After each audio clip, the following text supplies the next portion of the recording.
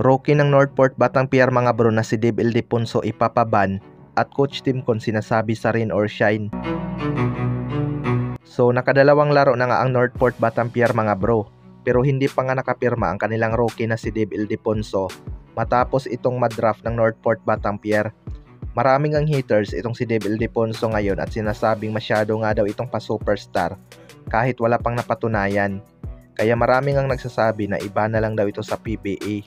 Pero rumisback naman ang kanyang ama at sinasabing iban daw yung farm team.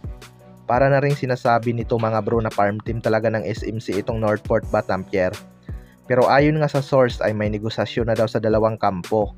Baka ang mangyayari dito ay trade and sign sa converts itong si Dave Ildefonso. Samantala, Calvin Abueva hahatulan kaya ni Boss Alfrancis Chua ng suspension mga bro.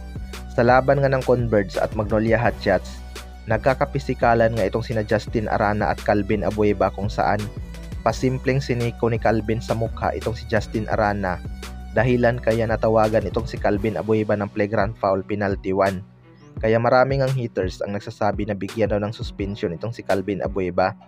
Pero normal lang naman sa basketball ang sikuhan mga bro. Kaya malabo pa sa sabaw ng pusit na masuspended itong si Calvin Abueva. Hindi naman intentional yung pagkakasiko kay Justin Arana. Sa kabilang banda naman mga bro, coach team kon sinabi sa rain or shine.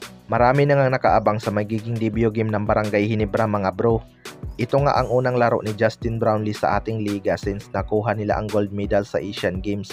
May mga nagsasabi nga na mahihirapan si Justin Brownlee sa mga batang import ngayong conference. Pero ilang beses na nga nating narinig yan.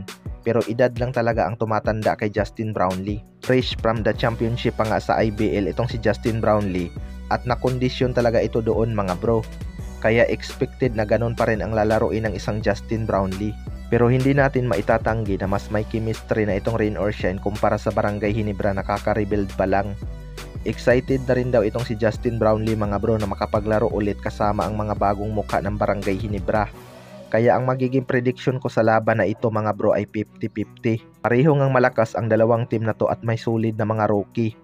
Hindi pa talaga natin masasabi kung sino ang mananalo hanggat hindi pa tapos ang laban dahil may kakayanan din itong rain or shine na talunin ang Barangay Ginebra. Ayon nga din kay Coach Tim Con mga bro ay malakas daw talaga ang rain or shine. Maraming shooter at hindi talaga takot tumira sa labas. Kita naman natin sa kanilang unang laban kung ilang tres ang kanilang kinamada. Wala nga lang silang 4-point shot pero enough naman na yun para matambakan nila ang kanilang kalaban. Kaya titingnan na lang natin kung sino ang mananalo sa kanilang match-up. Kayo mga bro, ano masasabi nyo tungkol dito?